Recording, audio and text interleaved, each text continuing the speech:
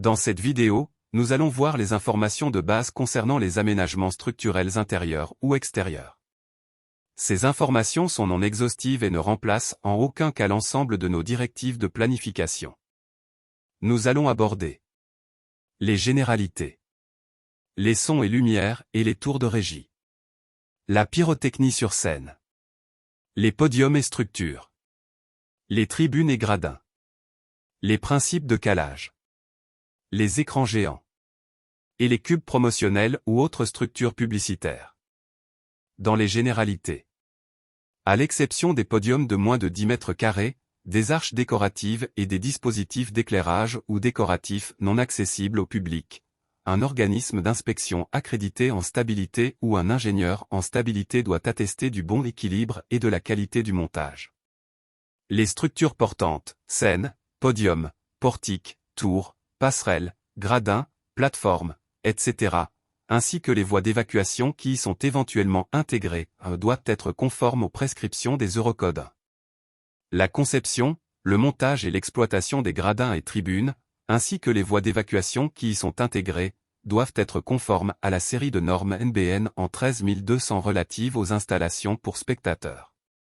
Pour les structures qui peuvent accueillir 50 personnes ou plus, dont le niveau de plancher est à 1,20 m du sol, un organisme de contrôle spécialisé en stabilité doit attester de la conformité de l'installation. L'organisateur doit prendre les dispositions pour désigner un organisme de contrôle indépendant spécialisé en stabilité. Lui envoyer les documents de conception de l'installation au moins 10 jours avant le montage. Lui demander de venir contrôler la stabilité et la qualité de montage de l'installation, celui-ci une fois terminé et avant le début de la manifestation. Une copie du procès-verbal de contrôle de l'organisme indépendant devra être présentée à la zone de secours lors de sa visite. L'escalade des structures portantes et leur basculement doit être rendu impossible, notamment par la présence de barrières de type nadar ou ERA autour des pieds de la structure. La fixation de toiles autour des pieds de la structure sur une hauteur de 2,5 mètres au minimum. La présence d'un service de garde interdisant l'accès à la zone délimitée par les barrières nadar.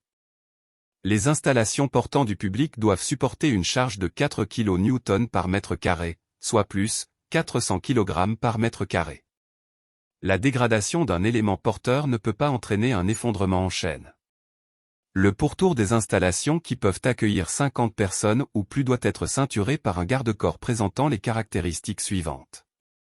Être continu. Atteindre 1,10 m de hauteur au moins pour éviter les chutes. Pouvoir résister, dans tous les cas, à un effort horizontal correspondant au minimum aux valeurs reprises au tableau 1 de la norme NBN en 13200-6.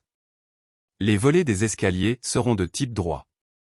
Les escaliers sont pourvus de garde-corps solidement fixés à une hauteur comprise entre 0,85 cm et 1 m. Néanmoins, pour les escaliers dont la largeur libre est inférieure à 1,20 m, les garde-corps peuvent n'être placés que d'un seul côté. Une main courante centrale est obligatoire lorsque la largeur utile est égale ou supérieure à 2,40 m. La profondeur des marches situées dans les voies de circulation et d'évacuation sera en tout point égale à 24 cm au moins. Leur hauteur ne pourra en aucun cas être inférieure à 17 cm et supérieure à 20 cm. La pente des volets sera inférieure ou égale à 75%. Les contre-marches fermées sont recommandées afin de réduire le risque de faux pas. Toutes les voies de circulation doivent être antidérapantes tant en conditions sèches qu'en conditions humides.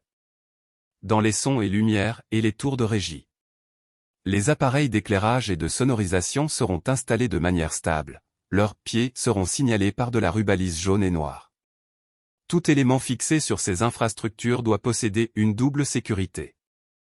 Dans la pyrotechnie sur scène, il faudra se tenir à 4 mètres lors de l'allumage.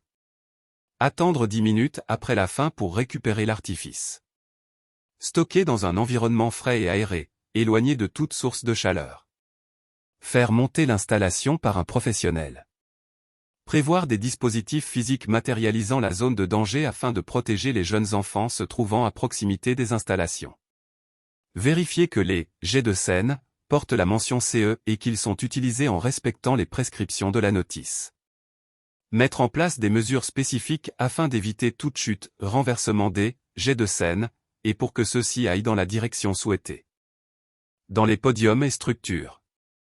Tout podium de plus de 10 mètres de long ou de plus de 5 mètres de profondeur, se trouvant à au moins 1 mètre de hauteur doit disposer de minimum 2 sorties situées à l'opposé l'une de l'autre. Au moins un extincteur à 6 kg de poudre ABC ou à 5 kg de CO doit être placé en un endroit facilement accessible sur le podium et sur les tours de régie ou. De manière générale, un extincteur doit être présent par 150 mètres carrés de surface de podium.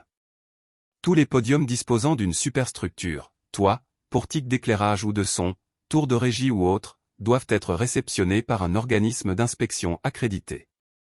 Tous les revêtements utilisés pour le podium doivent être de classe A2 au minimum, à l'exception des planchers qui peuvent être de classe A3. L'espace sous le podium ne peut être utilisé pour y placer des installations électriques de puissance. Les dessous des installations temporaires portant des personnes, gradins, tribunes, scènes, etc., doivent être rendus inaccessibles au public par un dispositif efficace complété par une signalisation appropriée. L'organisateur veillera à avoir une liaison avec l'IRM en permanence de manière à prévoir un coup de vent et veiller à écarter le public de ces structures. Dans les tribunes et gradins. Le nombre de places par rangée doit être limité à. Pour un placement à l'intérieur d'un bâtiment ou d'une installation provisoire. Maximum 10 si un seul escalier ou allée d'évacuation dessert la rangée. Maximum 20 si 2 escaliers ou allées d'évacuation existent par rangée. Pour un placement à l'air libre.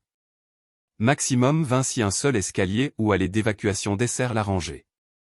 Maximum 40 si 2 escaliers ou 2 allées d'évacuation sont possibles par rangée.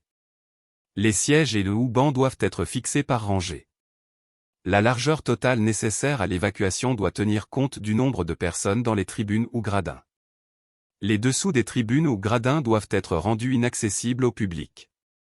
Aucun stockage ou dépôt n'y est autorisé. Les dessous doivent être maintenus en permanence en parfait état de propreté. Si les tribunes et gradins sont placés à l'intérieur d'un bâtiment ou installation provisoire, il y a lieu de prévoir un éclairage de sécurité. Les gradins, planchers et escaliers doivent présenter au moins les caractéristiques suivantes. Les gradins doivent être posés sur un support horizontal qui doit être capable de reprendre toutes les sollicitations transmises par les crémaillères, et il y a lieu de s'assurer de la qualité du sol avant chaque montage. Les gradins, les planchers et les escaliers doivent être réalisés conformément aux prescriptions. La dégradation d'un élément porteur ne doit pas entraîner un effondrement en chaîne. Les escaliers ainsi que le pourtour latéral et supérieur doivent être munis de garde-corps d'1 m de hauteur au moins. Quand le nombre de rangées de sièges ou de bancs est supérieur à 12, il faut prévoir à l'arrière de la tribune, un escalier droit d'une largeur minimale de 1,20 m et d'une largeur totale proportionnée à la moitié de la capacité de la tribune multipliée par le facteur 1,25. Toutes les structures doivent être réceptionnées par un organisme d'inspection accrédité chargé de vérifier la stabilité des installations. Dans les principes de calage. Il est interdit d'utiliser des blocs creux, des palettes de bois, des blocs de béton ou des fûts de bière ou quelque autre objet similaire comme calage. Le calage doit se faire exclusivement avec des blocs en bois plein et l'entièreté de l'embase de chaque montant doit reposer sur le calage. Dans les écrans géants. Ils seront placés suivant les prescriptions du fabricant et goût du fournisseur. L'escalade des structures portantes et leur basculement doit être rendu impossible. Un périmètre de sécurité sera mis en place si nécessaire en relation avec la taille de celui-ci. Dans les cubes promotionnels ou autres structures publicitaires. Les différentes structures ne peuvent compromettre l'accessibilité des secours et doivent être lestées. Il doit être impossible de les escalader ou de les utiliser comme projectiles.